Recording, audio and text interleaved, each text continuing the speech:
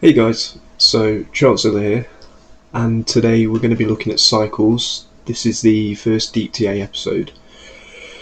So, really, what I wanted to touch upon today is the creation of cycles, the impact they have on our charts, and how the levels get created, respected, and then also progressed from there. So, I think this is a really good chance for everyone to, get an idea of where we're actually going with this, what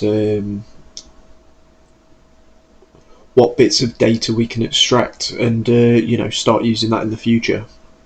So first things first, we're going to go to a part of our chart which became very significant, and that is Bitcoin in this range here. So what I'm going to do is go back on the replay tool. In fact, we'll go slightly further back than that. Right, so we're on a daily time frame. So the way in which cycles will get created is they will typically reach a level. So for example, this at the top. Now, this level you cannot chart, so we're going to disregard that for now. But I think it's important to, mark in a colour the high of the move, in the top part. So we're going to now take this down to the 4-hour time frame, and we're just going to slowly but surely work through some of this and, get a picture for events. So the first thing that stands out when you've created this range is, once you lose this range and you create a base, which is this here, this section, this becomes, the base of the move, and also, off a hold level that then continues the ladder down, because the break goes from here, then to here, then to here, then to here, to here, to here. And it's really important to, be aware of that laddering, breaking key aspects of the move. And obviously this is your hold level that exists, off here. So the way in which a cycle gets created is it will hit a level that invalidates what it's creating. So, if we were to look at this part of the move, very, contained, but there's going to be a final ladder down that breaks, okay? So if we have a look here, yeah, and look, as you can see in this part of the move, so this is going to be on a 15-minute.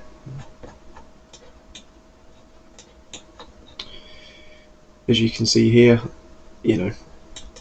a level gets hit, it rejects off, and then this becomes, the start of a cycle, and then when this gains, this goes and attacks other parts of the cycle, and what essentially happens when this hits is it proposes to reverse the move. So even though this continues going down, and obviously, I think a lot of people are aware of Pandora's box and things like that, which will also be referenced in the video, but we're just looking at this going up for the time being. We hit a break level, we come down, we find support, and we start to make a descent back up to the backside of this cycle, because this is a cycle within itself up top. Okay, so we've grasped that. Let's go back to the 4-hour chart, and we understand what part in terms of fueling moves up that can actually play. So we attack this level. Next, comes and attacks its backside level right here, which on an hourly, you'll see this far easier. Look, you've got your backside level, which would have given you perfect entry and progress the move down. And then next, you're looking at this, which has been tested, so you're probably going to be somewhere up here, or more likely probably somewhere here. But again, we're more just looking at the way in which these cycles get created. So One thing to be very, very key of here, let's work this back a little bit, is the different time frames, because obviously you've got your valley, valley, valley, okay? So even though on a 4-hour time frame, this, you've got lots of different levels in here that are relevant, when we're looking at this, okay, where is your actual valley that brought you there? Because that becomes really critical here, because you've got level 1, level 2, level 3. So, you're still creating this perpetual ladder down, which is, really, really important for chart architecture and also the way in which cycles get created. So, if anyone remembers this, everyone called it the Elon pump. But in this moment, what was this offering to do? Reverse the move, because laddering down, hitting break levels, you never come and back test this. But at the same time, you hit this level on your 1-hour chart. Let's go. And you're essentially, proposing to reverse the move in this moment, and you actually come and test this wick here, and which is probably going to be a 15-minute in that candle. Let's have a look.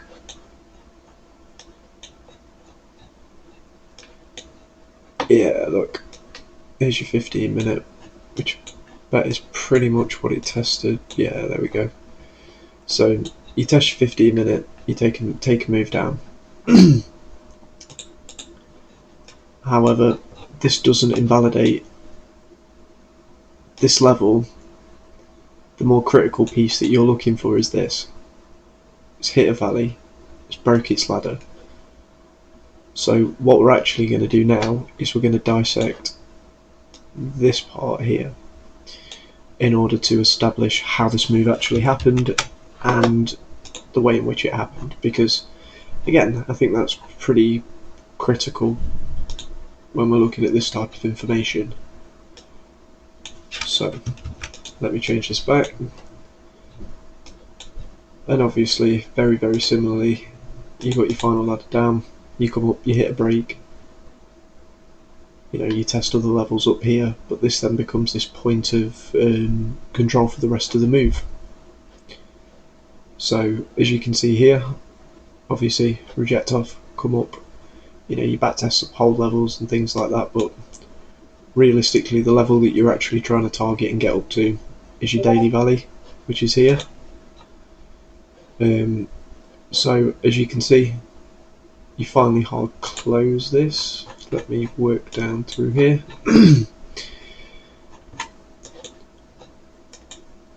See if there's anything we've missed. So your final, yeah, look, where's your final ladder down before you reverse? Here. And this is also something that I think is really relevant, because although the hour time frame was showing me that, you go down one more time frame and you get your perfect spot. And this is the final ladder down, because you don't actually hit this valley, you hit this, which is going to be a 5-minute, but we haven't got that for time frame reasons, okay? Then look at the spot that you actually back target. Because again, when you come up and you break that ladder, you are then proposing to reverse the move. So when you start hard closing this, the next part of your cycle is up here. Which again, when you come down and confirm over the top of this here, that's when you start looking at taking your move up.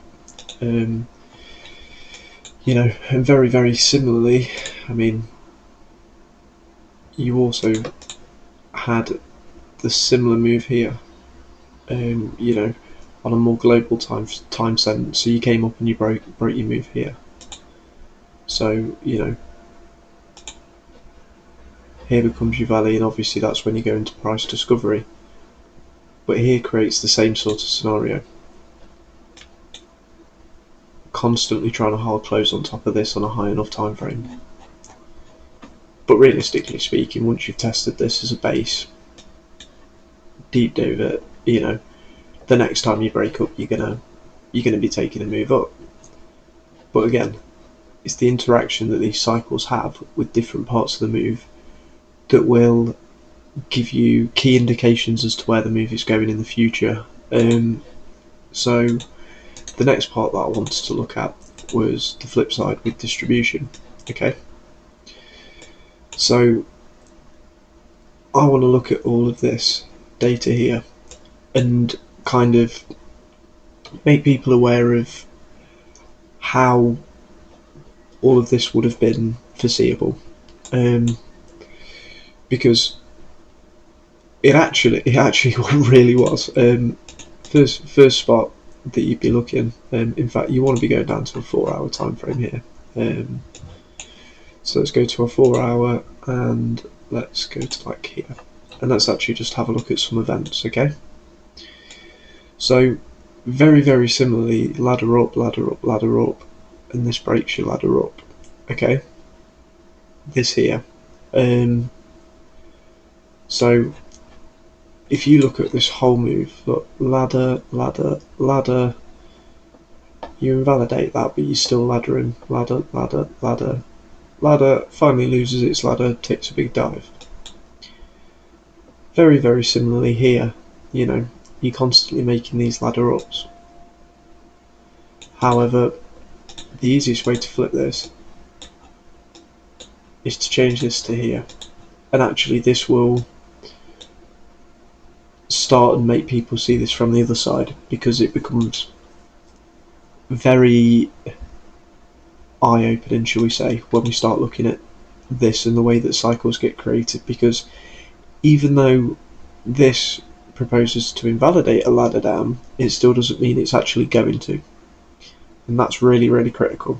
Okay, because you have your higher the move off a hold level, which is ultimately going to be the target, but we'll mark this a different colour for the time being. That was text. So you've got your higher the move, and then you've got your ladders down. This breaks here, and it targets this. Instead, you end up targeting your front side level here. But that's not the point. How do we get to here? What develops this? Well, first and foremost, it's the break of the ladder. And yes, there's no attack on the ladder here. However, you get to this point and you finally break, and obviously you make a new all-time high, but you come up, you back test it, come back down, end up testing a level within here, and you make your descent. Test it as a base, very similarly to how we did at the 30k range. Come back test, attack your next level, and you're either going to attack a hold level or a break level, and that's all that cycles ever really do. And again, you have something very similar here, and this is something critical I want to mention. This, in fact, it would be this right here, because this gets attacked and retraced before this. Okay, whereas some people would be marking this. Okay, however, I'd be using this 100% of the time, possibly even something more fractal like here, and just because of this wick. In fact, we will go down into a smaller time frame just to find this, because I'm pretty sure that there'll be like something a little bit lower. Yeah, this ladder down, break. So the way that you would do this again is, because again people will be going, well, why didn't you use this? Because I worked from a highest time frame to find the clues as to where the data existed, and then I worked backwards and I went into a lower time frame, and as you can see, this seemingly creates a far better spot. And I found that just by working on my 4-hour and going down to the smaller time frames to find that exact spot. And rather than looking for data on lower time frames, you find your data on your higher time frames and then work down to your lower ones to perfect. That is key. Okay, but again, we're creating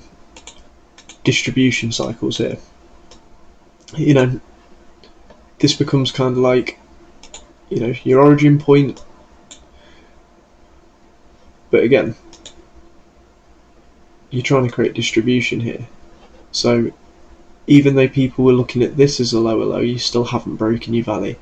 All you've actually done is you've tested something. I mean, in fact, it wouldn't surprise. Yeah, there you go. You've tested your backside. So again, backside, front side. Okay, so when you've tested this level, you know, your level set in here, you come up and you test the backside valley. So then that leaves you with like not a lot left really, because when you break this, you're then, you know, going to go way the hell up. But you'd be looking at something like this possibly. But again, look what you're trying to create and the reasons why. You're trying to create a distribution cycle, you know. So when you finally, you know, make that move and come up, and even though that level deep dives a little bit, like I said, you're more likely to go into something lower in time frame here. But it's not really the point of the session. And this was trend. This was a 4-hour trend that got created from the start of the move, which was this here to this, and this creates that. So as you can see, perfect test. But again, we're not really using trends too much right now, because I want to get into that in a different session. But as you can see from here, when this move's actually getting developed, you know, what are you trying to break out of? And you finally come up, hit this break, and the moment you hit this break, the move's gone. And this is exactly how you would develop this cycle and create this. So I think it's important, certainly for a first lesson, just to look at both sides of the coin and get an idea of it going into cycles and the way that in which they're developed. And I think going forward, when we start looking at some deeper stuff and the way in which these interact with other parts of the chart, including trend controllers and things like that, it'll be amazing, you know, for everyone to get a feel on how, you know, how these moves get created long term. And again, like, where would your target be? Your valley. You know, so then you're looking at this, and you know, you're looking at the different origin levels that get created within your cycle.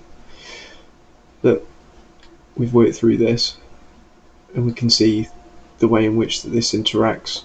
And where's your target? Your weekly valley.